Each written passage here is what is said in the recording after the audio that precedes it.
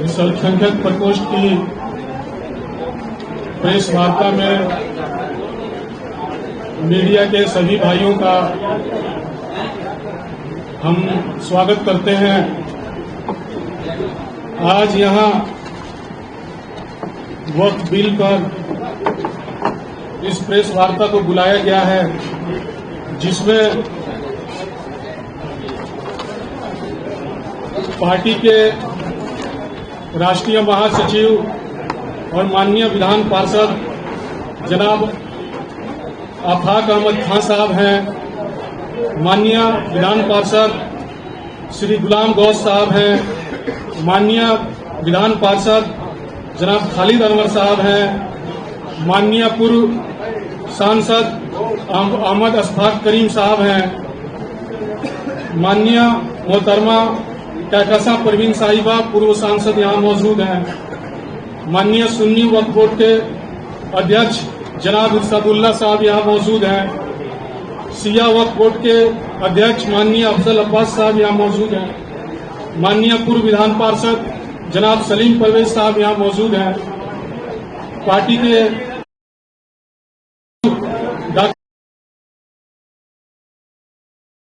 Board के जनाब अब्दुल कयूम अंसारी साहब यहां पर उपस्थित हैं और अल्पसंख्यक प्रकोष्ठ के प्रभारी पार्टी के प्रदेश के महासचिव जनाब मेजर इकबाल हैदर खान साहब यहां मौजूद हैं और यहां पर जो हमारी पार्टी की प्रवक्ता बहन अंजुम आरा भी यहां मौजूद है।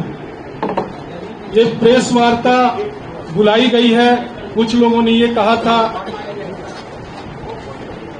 कि अल्पसंख्यक प्रकोष्ठ का प्रदेश अध्यक्ष ने इस्तीफा दे दिया है। कई पत्रकार साथियों ने हमको फोन करके कहा था।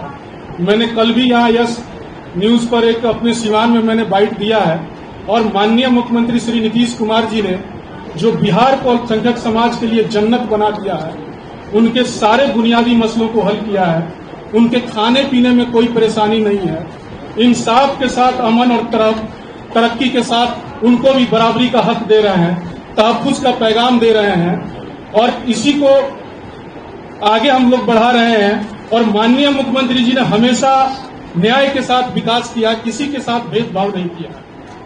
और जो हमारे विरोधी दल हैं, कुछ छोटे लेवल के जो पहले कुछ हमारे कार्यकर्ता रहे होंगे, अभी कोई भी ऐसा हमारी स्टेट बॉडी 52 संगठनिक जिला है और तकरीबन 225 के आसपास हमारे प्रदेश उपाध्यक्ष, प्रदेश महासचिव और प्रदेश सचिव और विशेष आमंत्रित हमारे सदस्य हैं, कार्यकारिणी के सदस्य हैं। किसी ने भी कोई इस्तीफा नहीं दिया। सब लोग माननीय मुख्यमंत्री श्री नीतीश कुमार जी के नेतृत्व में आस्था विश्वास व्यक्त कर रहे हैं और हम लोगों को उम्मीद है कि माननीय मुख्यमंत्री जी जो भी कार्य करते हैं इस समाज के हित के लिए किए हैं। उन्होंने बहुत सारा काम किया है, हमारे सारे बुनियादी मसलों को हल किया है। अब आगे की बात जो है हमारी जो प्रवक्ता है बहन अंजुम आरा जी करेंगे। बहुत बहुत शुक्रिया अशरफ भाई। आज बिहार प्रदेश जनता दल यूनाइटेड अल्पसंख्यक प्रकोष्ठ के द्वारा आयोजित प्रेस वार्ता में मौजूद तमाम जो अभी अशरफ भाई ने हमारे सभी सम्मानित और माननीय हमारे साथियों का नाम लिया, आप सभी का स्वागत। और प्रिंट और इलेक्ट्रॉनिक मीडिया के साथीगण, छायाकार बंधुगण, आज बहुत ही महत्वपूर्ण विषय पे और वो विषय अशरफ भाई ने आपके समक्ष रखा। हम लोगों ने आप लोगों को आमंत्रित किया है। जब से सदन में वक्फ अमेंडमेंट बिल इंट्रोड्यूस हुआ, टेबल पर आया, बहस में हुआ, तब से हम लोग इस चीज को देख रहे हैं कि बहुत तरह की भ्रांतियां समाज में सुनने को मिल रही है। जैसे 2-3 दिन पहले से कि भगदड़ मच गई है, ये सारी चीजें स्पष्ट करेंगे अशरफ भाई क्योंकि उस प्रकोष्ठ से हैं। कुछ चीजें ऐसी हैं उस बिल की और जनता दल यूनाइटेड का स्टैंड इस बिल में समर्थन को लेकर के वो आपके सामने रखना चाहते हैं। हम लोग ज्वाइंट पार्लियामेंट कमेटी के ऑनरेबल मेंबर हमारे श्री दिलेश्वर कामत जी, जो अत्यंत पिछड़ा समाज, अत्यंत पिछड़ा वर्ग से आते हैं, वो हमारे माननीय मेंबर थे ज्वाइंट पार्लियामेंट्री कमेटी में। और जनता दल यूनाइटेड का जो कंसर्न हम लोगों ने आदरणीय दिलेश्वर कामत जी के माध्यम से जो पार्टी का कंसर्न था, जो हमने सुझाव दिया था, उस सुझाव को अक्षरशः पालन किया गया है। और हमारा जो कंसर्न था जेपीसी के समक्ष जो रखा था हम लोगों ने, वो था कि जो सामाजिक संगठनों के बड़े नेता थे, उन लोगों ने अपनी आशंकाएं, अपनी चिंताएं हमारे माननीय मुख्यमंत्री आदरणीय श्री नीतीश कुमार जी के समक्ष रखा था, और उन्हीं आशंकाओं और चिंताओं को हम लोगों ने जेपीसी के समक्ष हम लोगों ने रखने का काम किया था। जो हमारा सजेशन था, सजेशन भी कह सकते हैं और शर्त भी कह सकते हैं, अगर इसको दूसरे वे में कहें, हमारे सारे सजेशन को मान लिया गया था। 5 सुझाव हम लोगों ने दिया था जेपीसी के समक्ष, और वो 5 सुझाव बिल में, इनकॉर्पोरेट बिल में उसको लाया गया, तो हमारी पार्टी ने समर्थन दिया। पहला जो हमारा सुझाव था, जमीन राज्य का मामला है, लैंड स्टेट मैटर है, और इसलिए कानून में भी ये प्राथमिकता बरकरार रहेगी। अब सोचिए कि जिस राज्य का, जिस प्रांत का, जिस बिहार के माननीय मुख्यमंत्री श्री नीतीश कुमार जी मुख्यमंत्री हैं, वहां पर जमीन को लेकर के जिस तरह से बातें उड़ाई जा रही है, कही जा रही है, भ्रम पैदा किया जा रहा है, कहीं कोई इस तरह की बातें हो सकती है क्या? माननीय मुख्यमंत्री नीतीश कुमार जी के रहते हुए अल्पसंख्यक, वंचित, शोषित, ये तमाम तबकों के हितों की रक्षा पे कोई उंगली भी रख सकता है क्या? जिसका निगाहबान, जिसकी रक्षा सुरक्षा माननीय मुख्यमंत्री नीतीश कुमार जी स्वयं कर रहे हैं। दूसरा हमारा सजेशन था कि यह कानून पूर्व प्रभावी नहीं हो, यानी कि रेट्रोस्पेक्टिव वे में ना होकर के प्रोस्पेक्टिव वे में ये प्रभावी होगा, यानी कि जो चीजें जैसी हैं वहां से नहीं, बल्कि जब ये बिल एनेक्टेड हो जाएगा महामहिम के हस्ताक्षर के बाद, उसके बाद से इस बिल के प्रावधान प्रभावी होंगे। तीसरा सुझाव हमारा जो था सजेशन, वह कि अगर वक्फ की कोई संपत्ति रजिस्टर्ड अगर नहीं है, लेकिन उस पर अगर कोई धार्मिक भवन जैसे कि मस्जिद हो गया, दरगाह हो गया, ईदगाह है, कब्रिस्तान है, जिसे आप लोग सुनते होंगे कि लोग जो चिंताएं व्यक्त कर रहे हैं, भ्रम फैला रहे हैं कि सब जो है वो बर्बाद कर ली जाएगी, हमारा सब खत्म हो जाएगा। लेकिन इस बिल के माध्यम से जो हमने सुझाव दिया है, इनकॉर्पोरेट हुआ है, ये माननीय मुख्यमंत्री नीतीश कुमार जी की गारंटी के रूप में न सिर्फ बिहार में बल्कि पूरे देश के अकलियत समाज को ये मिला है कि उनके ये भवन जो है कहीं से भी इनके साथ छेड़छाड़ या किसी भी तरह का उसके साथ नहीं किया जाएगा। चौथा हमारा सजेशन रहा है, जो इनकॉर्पोरेट हुआ है, जिसको माना गया है, वक्फ संपत्ति से जुड़े विवादों के निराकरण के लिए जिलाधिकारी से ऊपर के अधिकारी को अधिकृत किया जाए, इसको भी शामिल कर लिया गया है इस बिल में, जो हमने सुझाव दिया था। पांचवा हमारा सुझाव और अंतिम सुझाव कि वक्फ बोर्ड की संपत्ति के डिजिटलाइजेशन के लिए, जिसको हम बोलचाल की भाषा में हम लोग कह रहे हैं कि पोर्टल पे रजिस्ट्रेशन की बात कर रहे हैं, तो उसके लिए 6 महीने का जो समय बिल में था, हम लोगों ने इस चीज को सुझाव दिया था कि इस समय सीमा को बढ़ाई जाए, और हमारे इस सुझाव को मान लिया गया। ये हमारे 5 महत्वपूर्ण सुझाव थे जिसकी मैंने आपके समक्ष चर्चा की है। इनको जब बिल में इंट्रोड्यूस कर लिया गया, इनको बिल में इनकॉर्पोरेट किया गया, तब जाकर के हमारी पार्टी जनता दल यूनाइटेड ने बिल का समर्थन किया है। दूसरी बात मैं कहना चाहती हूं आप लोगों से कि हैरानी होती है विपक्ष की बातों को सुन करके, हैरानी होती है कि इस विषय पे विपक्ष जिस तरह से बातों को कह रहा है, यह राष्ट्रीय जनता दल कह रहे हैं कि हम सुप्रीम कोर्ट माननीय सर्वोच्च न्यायालय जाएंगे। अरे भाई, आप लोगों को मैं बता दूं कि यह राष्ट्रीय जनता दल जो कहीं ना कहीं पुनः जो इनका कैरेक्टर रहा है तुष्टीकरण की, वो पुनः चाहते हैं इस चीज को, क्योंकि राष्ट्रीय जनता दल ने जेपीसी के समक्ष अपने किसी तरह का सुझाव दिया ही नहीं बिल के मद्देनजर। ये सबसे बड़ी बात है। वक्फ संशोधन बिल आने के बहुत पहले माननीय मुख्यमंत्री श्री नीतीश कुमार जी ने वक्फ की चिंता की और बिहार में वक्फ विकास बोर्ड की स्थापना की। इसके तहत 110 करोड़ का वित्तीय आवंटन किया गया, जिससे अल्पसंख्यक छात्रावास, विवाह, मल्टीपर्पज बिल्डिंग आदि का निर्माण संभव हो पाया है। तो आप समझ सकते हैं कि माननीय मुख्यमंत्री नीतीश कुमार जी ने अल्पसंख्यकों के हितों की रक्षा, उनके अधिकारों की रक्षा, इन तमाम चीजों को बहुत ही ये उनका ट्रैक रिकॉर्ड भी रहा है। तो मैं आप लोगों के माध्यम से अपने आवाम की लोगों को यह बिल्कुल मजबूती के साथ और पूरी मैं जवाबदेही के साथ यह विश्वास दिलाती हूं कि माननीय मुख्यमंत्री नीतीश कुमार जी के रहते हुए अक़लियत के हितों से उनकी रक्षा, उनकी सुरक्षा, उनके अधिकारों के साथ कोई भी छेड़छाड़ नहीं कर सकता है। मुख्य प्रकोष्ठ के द्वारा आयोजित प्रेस वार्ता में मौजूद तमाम जो अभी अशरफ भाई ने हमारे सभी सम्मानित और माननीय हमारे साथियों का नाम लिया, आप सभी का स्वागत। और प्रिंट और इलेक्ट्रॉनिक मीडिया के साथीगण, छायाकार बंधुगण, आज बहुत ही महत्वपूर्ण विषय पे, और वो विषय अशरफ भाई ने आपके समक्ष रखा। हम लोगों ने आप लोगों को आमंत्रित किया है। जब से सदन में वक्फ अमेंडमेंट बिल इंट्रोड्यूस हुआ, टेबल पर आया, बहस में हुआ, तब से हम लोग इस चीज को देख रहे हैं कि बहुत तरह की भ्रांतियां समाज में सुनने को मिल रही है। जैसे 2-3 दिन पहले से कि भगदड़ मच गई है, ये सारी चीजें स्पष्ट करेंगे अशरफ भाई, क्योंकि उस प्रकोष्ठ से हैं।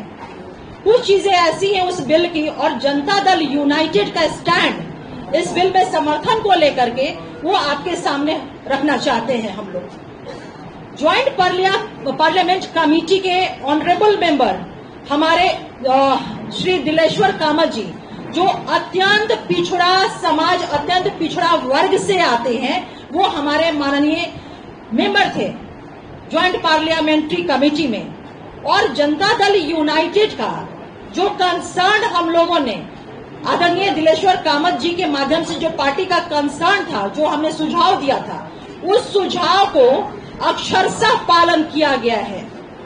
और हमारा जो कंसर्न था जेपीसी के समक्ष जो रखा था हम लोगों ने, वो था कि जो सामाजिक संगठनों के बड़े नेता थे, उन लोगों ने अपनी आशंकाएं, अपनी चिंताएं हमारे माननीय मुख्यमंत्री आदरणीय श्री नीतीश कुमार जी के समक्ष रखा था। और उन्हीं आशंकाओं और चिंताओं को हम लोगों ने जेपीसी के समक्ष हम लोगों ने रखने का काम किया था। जो हमारा सजेशन था, सजेशन भी कह सकते हैं और शर्त भी कह सकते हैं, अगर इसको दूसरे वे में कहें, हमारे सारे सजेशन को मान लिया गया था। 5 सुझाव हम लोगों ने दिया था जेपीसी के समक्ष, और वो 5 सुझाव बिल में इनकॉर्पोरेट, बिल में उसको लाया गया, तो हमारी पार्टी ने समर्थन दिया। पहला जो हमारा सुझाव था, जमीन राज्य का मामला है, लैंड स्टेट मैटर है, और इसलिए कानून में भी ये प्राथमिकता बरकरार रहेगी। अब सोचिए कि जिस राज्य का, जिस प्रांत का, जिस बिहार के माननीय मुख्यमंत्री श्री नीतीश कुमार जी मुख्यमंत्री हैं, वहां पर जमीन को लेकर के जिस तरह से बातें उड़ाई जा रही है, कही जा रही है, भ्रम पैदा किया जा रहा है, कहीं कोई इस तरह की बातें हो सकती है क्या? माननीय मुख्यमंत्री नीतीश कुमार जी के रहते हुए अल्पसंख्यक, वंचित, शोषित, ये तमाम तबकों के हितों की रक्षा पे कोई उंगली भी रख सकता है क्या? जिसका निगाहबान, जिसकी रक्षा सुरक्षा माननीय मुख्यमंत्री नीतीश कुमार जी स्वयं कर रहे हैं। दूसरा हमारा सजेशन था कि यह कानून पूर्व प्रभावी नहीं हो, यानी कि रेट्रोस्पेक्टिव वे में ना होकर के प्रोस्पेक्टिव वे में ये प्रभावी होगा। यानी कि जो चीजें जैसी हैं वहां से नहीं, बल्कि जब ये बिल एनेक्टेड हो जाएगा महामहिम के हस्ताक्षर के बाद, उसके बाद से इस बिल के प्रावधान प्रभावी होंगे। तीसरा सुझाव हमारा जो था सजेशन, वह कि अगर वक्फ की कोई संपत्ति रजिस्टर अगर नहीं है, लेकिन उस पर अगर कोई धार्मिक भवन, जैसे कि मस्जिद हो गया, दरगाह हो गया, ईदगाह है, कब्रिस्तान है, जिसे आप लोग सुनते होंगे कि लोग जो चिंताएं व्यक्त कर रहे हैं, भ्रम फैला रहे हैं कि सब जो है वो बर्बाद कर ली जाएगी, हमारा सब खत्म हो जाएगा। लेकिन इस बिल के माध्यम से जो हमने सुझाव दिया है, इनकॉर्पोरेट हुआ है, ये माननीय मुख्यमंत्री नीतीश कुमार जी की गारंटी के रूप में न सिर्फ बिहार में बल्कि पूरे देश के अक़लियत समाज को ये मिला है कि उनके ये भवन जो है कहीं से भी इनके साथ छेड़छाड़ या किसी भी तरह का उसके साथ नहीं किया जाएगा। चौथा हमारा सजेशन रहा है, जो इनकॉर्पोरेट हुआ है, जिसको माना गया है, वक्फ संपत्ति से जुड़े विवादों के निराकरण के लिए जिलाधिकारी से ऊपर के अधिकारी को अधिकृत किया जाए। इसको भी शामिल कर लिया गया है इस बिल में, जो हमने सुझाव दिया था। 5वां हमारा सुझाव और अंतिम सुझाव कि वक्फ बोर्ड की संपत्ति के डिजिटलाइजेशन के लिए, जिसको हम बोलचाल की भाषा में हम लोग कह रहे हैं कि पोर्टल पे रजिस्ट्रेशन की हम बात कर रहे हैं, तो उसके लिए 6 महीने का जो समय बिल में था, हम लोगों ने इस चीज को सुझाव दिया था कि इस समय सीमा को बढ़ाई जाए और हमारे इस सुझाव को मान लिया गया। ये हमारे 5 महत्वपूर्ण सुझाव थे जिसकी मैंने आपके समक्ष चर्चा की है। इनको जब बिल में इंट्रोड्यूस कर लिया गया, इनको बिल में इनकॉर्पोरेट किया गया, तब जाकर के हमारी पार्टी जनता दल यूनाइटेड ने बिल का समर्थन किया है।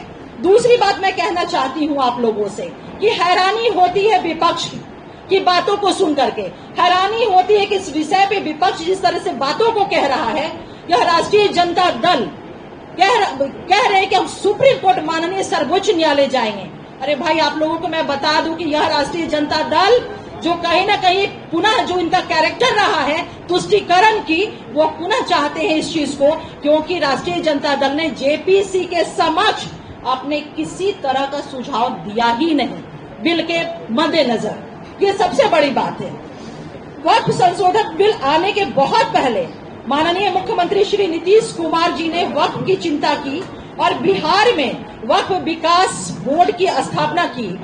इसके तहत 110 करोड़ का वित्तीय आवंटन किया गया, जिससे अल्पसंख्यक छात्रावास, विवाह, मल्टीपर्पज बिल्डिंग आदि का निर्माण संभव हो पाया है। तो आप समझ सकते हैं कि माननीय मुख्यमंत्री नीतीश कुमार जी ने अल्पसंख्यकों के हितों की रक्षा, उनके अधिकारों की रक्षा, इन तमाम चीजों को बहुत ही, ये उनका ट्रैक रिकॉर्ड भी रहा है। तो मैं आप लोगों के माध्यम से अपने आवाम की लोगों को यह बिल्कुल मजबूती के साथ और पूरी मैं जवाबदेही के साथ यह विश्वास दिलाती हूं कि माननीय मुख्यमंत्री नीतीश कुमार जी के रहते हुए अक़लियत के हितों से उनकी रक्षा, उनकी सुरक्षा, उनके अधिकारों के साथ कोई भी छेड़छाड़ नहीं कर सकता है। अगर कोई ऐसा दुस्साहस भी करने की कोशिश करेगा तो जनता दल यूनाइटेड उनके उस दुस्साहस में कील ठोक देगा। मैं अब आगे इन बातों को रखने के लिए जनाब अशरफ अंसारी साहब से गुजारिश करूंगी कि वो अपनी बातों को रखें।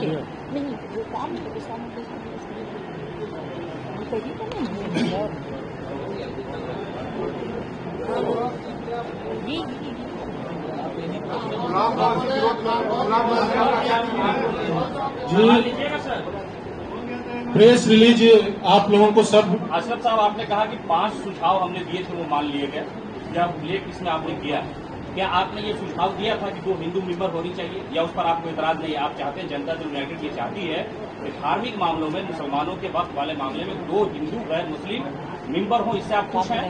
क्या ये सुझाव आपने? माननीय मुख्यमंत्री श्री नीतीश कुमार जी अल्पसंख्यक समाज के हितों की रक्षा करते रहे हैं और आगे भी करते रहेंगे। कोई बात हो जाएगी इधर उधर की, उससे कोई फर्क नहीं पड़ता है। नीतीश जी ने तो मैं आपसे पलट करके पूछना चाहता हूं कि यूपीए की सरकार 10 साल तक रही थी, क्या जकिया जाफरी को इंसाफ दिला सके? आप देखिए भागलपुर दंगे को क्या इंसाफ दिला सके? अरे आप माननीय मुख्यमंत्री श्री नीतीश कुमार जी ने हुनर योजना चलाई, उन्होंने सारा बीपीएससी के माध्यम से आपको डीएसपी बना रहे हैं, आप सारा कुछ बना रहे हैं, सब अल्पसंख्यकों को सारा कल्याण का काम कर रहे हैं। बस धन्यवाद, थैंक यू।